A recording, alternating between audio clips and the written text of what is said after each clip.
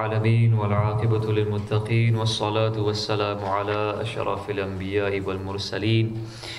وعلى آله وصحبه أجمعين أما بعد فأعوذ بالله من الشيطان الرجيم إن الله وملائكته يصلون على النبي يا أيها الذين آمنوا صلوا عليه وسلموا تسليما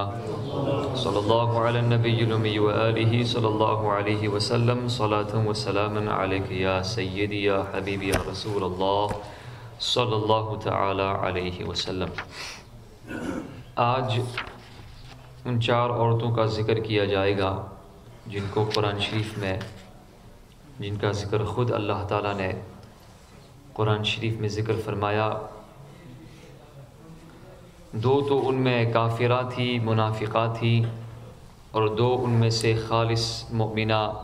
کاملہ تھی۔ ان کا ذکر انشاءاللہ آج آپ کے سامنے کریں گے۔ بسم اللہ الرحمن الرحیم۔ حضرت نوح علیہ السلام کی بیوی، اس کا نام واحلہ تھا، اس کو ایک نبی برحق کی زوجیت کا شرف حاصل ہوا، اور برسوں یہ اللہ تعالیٰ کے نبی علیہ السلام کی صحبت سے سرفراز رہی، مگر اس کی بد نصیبی قابل عبرت ہے کہ اس کو ایمان نصیب نہیں ہوا، بلکہ یہ حضرت نوح علیہ السلام کی دشمنی اور توہین و بے ادبی کے سبب سے بے ایمان ہو کر مر گئی اور جہنم میں داخل ہوئی۔ یہ ہمیشہ اپنی قوم میں جھوٹا پروپیگنڈا کرتی رہتی تھی کہ حضرت نوح علیہ السلام معاذ اللہ مجنون اور پاگل ہیں، لہٰذا ان کی کوئی بات نہ مانو۔ اسے آخر میں کلمہ بھی نصیب نہیں ہوا اور یہ جہنم رسید ہوئی۔ ایک اور عورت کا ذکر اللہ تعالیٰ نے فرمایا، امرأۃ لوط، حضرت لوط علیہ السلام کی بیوی جس کا نام واعلہ تھا۔ پہلی کا نام تھا واحلہ، اس کا نام تھا واعلہ۔ یہ بھی اللہ کے ایک جلیل القدر نبی علیہ السلام کی زوجیت و صحبت سے برسوں سرفراز رہی، مگر اس کے سر پر بد نصیبی کا ایسا شیطان سوار تھا کہ سچے دل سے کبھی ایمان نہیں لائی، بلکہ عمر بھر منافقہ رہی اور اپنے نفاق کو چھپاتی رہی۔ جب قوم لوط پر عذاب آیا اور پتھروں کی بارش ہونے لگی، اس وقت حضرت لوط علیہ السلام اپنے گھر والوں اور مؤمنین کو ساتھ لے کر بستی سے باہر چلے گئے تھے۔ واعلہ بھی آپ کے ساتھ تھی۔ آپ نے فرما دیا تھا کہ کوئی شخص بستی کی طرف نہ دیکھے، پلٹ کر کوئی شخص بستی کی طرف نہ دیکھے، ورنہ وہ بھی عذاب میں مبتلا ہو جائے گا۔ چنانچہ آپ کے ساتھ والوں میں سے کسی نے بھی بستی کی طرف پلٹ کر نہیں دیکھا اور سب عذاب سے محفوظ رہے، لیکن واعلہ چونکہ منافقہ تھی، اس نے حضرت لوط علیہ السلام کے فرمان کو ٹھکرا کر بستی کی طرف دیکھ لیا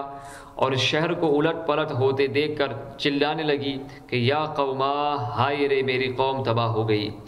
یہ زبان سے نکلتے ہی ناگہاں عذاب کا ایک پتھر اس کو بھی لگا اور یہ بھی ہلاک ہو کر جہنم رسید ہو گئی۔ اور ایک یہاں پر فرعون کی بیوی کا بھی ذکر کیا جاتا ہے جن کا نام تھا حضرت سیدتنا آسیہ رضی اللہ تعالی عنہا۔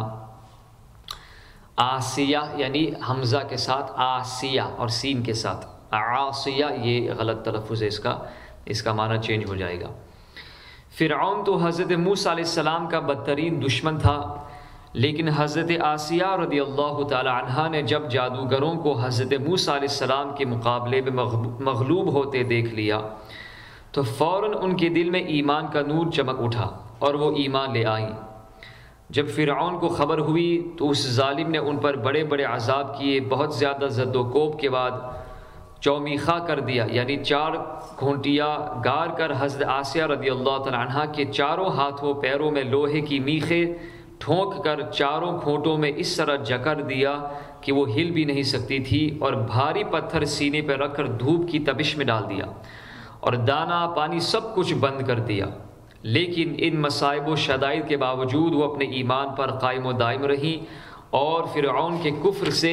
خدا عز و جل کی پناہ اور جنت کی دعائیں مانگتی رہی، اور اسی حالت میں ان کا خاتمہ بالخیر ہو گیا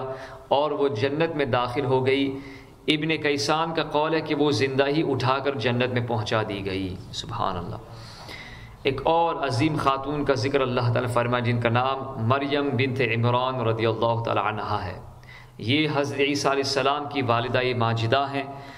چونکہ حضرت عیسیٰ علیہ السلام ان کے شکم مبارک سے بغیر باپ کے پیدا ہوئے، اس لیے ان کی قوم نے طعن اور بدگوئیوں سے ان کو بڑی بڑی ایذائیں پہنچائی،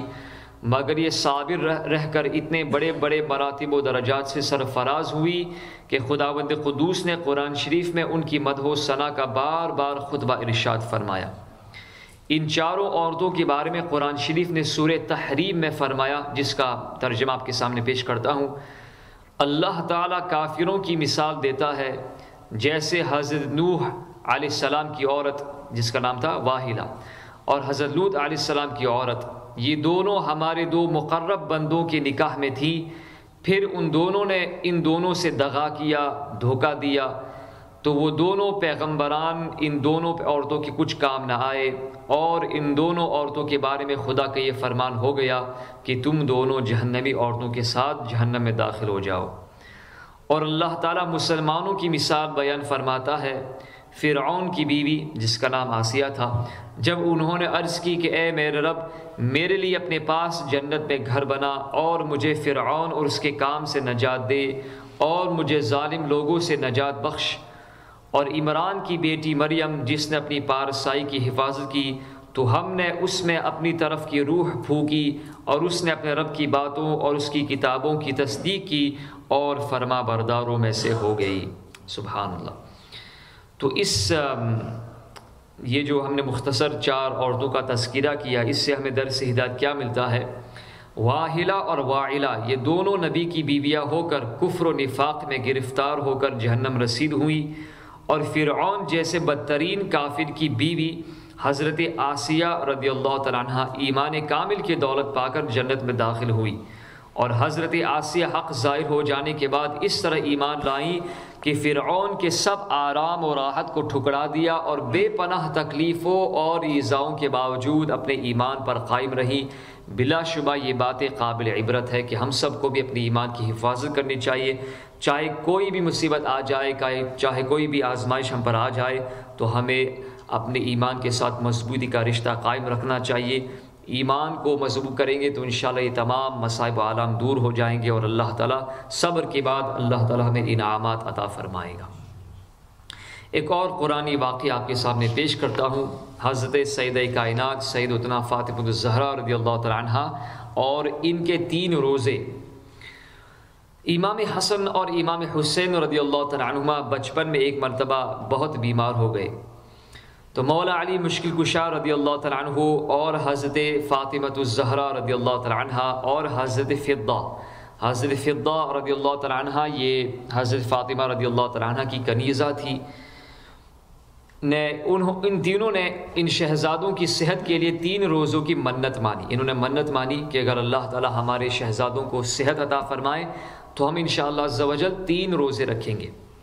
اللہ تعالیٰ نے دونوں شہزادوں کو شفا عطا فرما دی۔ جب نظر کے روزوں کو ادا کرنے کا وقت آیا، منت کے روزوں کو ادا کرنے کا وقت آیا، تو سب نے روزے کی نیت کر لی۔ حضرت علی رضی اللہ تعالیٰ عنہ ایک یہودی سے 3 سا جو لائے، ایک سا تینوں دن پکایا، لیکن جب افطار کا وقت آیا اور تینوں روزے داروں کے سامنے روٹیاں رکھی گئی، تو ایک دن مسکین، ایک دن یتیم اور ایک دن قیدی دروازے پر آ گئے اور روٹیوں کا سوال کیا، تو تینوں دن سب روٹیاں سائلوں کو دے دی گئی اور صرف پانی سے افطار کر کے اگلا روزہ رکھ لیا گیا۔ حضرت فضہ رضی اللہ تعالیٰ عنہ حضرت بی بی فاطمہ رضی اللہ تعالیٰ عنہ کے گھر کی خادمہ تھی، تو قرآن شریف نے اپنے محبوب صلی اللہ علیہ وسلم کی پیاری بیٹی کے گھر کی اس سرگزشت کو ان لفظوں میں بیان فرمایا، وَيُطْعِمُونَ الطَّعَامَ عَلَى حُبِّهِ مِسْكِينًا وَيَتِيمًا وَأَسِيرًا إِنَّمَا نُطْعِمُكُمْ لِوَجْهِ اللَّهِ لَا نُرِيدُ مِنْكُمْ جَزَاءً وَلَا شُكُورًا، اور کھانا کھلاتے ہیں اس کی محبت پر مسکین اور یتیم اور اسیر یعنی قیدی کو، ان سے کہتے ہیں کہ ہم تمہیں خاص اللہ کے لیے کھانا دیتے ہیں، تم سے کوئی بدلہ یا شکر گزاری نہیں مانگتے۔ یعنی اللہ تعالیٰ نے ان کے اس اخلاص کا بھی اظہار فرمایا۔ ان قرآن شریف کی آیتوں میں اللہ تعالیٰ نے یہ بیان فرمایا کہ اتنے اخلاص کے ساتھ انہوں نے دوسروں کو اپنے اوپر ترجیح دیا اور افطار کے لیے صرف پانی پر اکتفا کیا اور دوسرا روزہ انہوں نے مسلسل رکھا۔ اللہ اکبر۔ اس واقعے سے اہل بیت نبوت کی سخاوت کا عجیب و غریب اور عدیم المثال حال معلوم ہوتا ہے۔ مسلسل 3 روزے اور سحری و افطاری میں صرف پانی پی کر روزے رکھنا اور خود بھوکے رہ کر روٹیاں سائلوں کو دے دینا، یہ کوئی معمولی سی بات نہیں۔ اللہ اکبر، کسی نے کیا خوب کہا ہے، بھوکے رہتے تھے، خود اوروں کو کھلا دیتے تھے، کیسے صابر تھے محمد صلی اللہ علیہ وسلم کے گھرانے والے۔ اللہ تعالی ہم سب کو بھی اس پر عمل کرتے ہوئے اوروں کو اپنے اوپر ترجیح دینے کی توفیق عطا فرمائے، اور اللہ تعالی ہم سب کے اندر ایثار کا جذبہ اجاگر اور بیدار فرمائے۔ صلی اللہ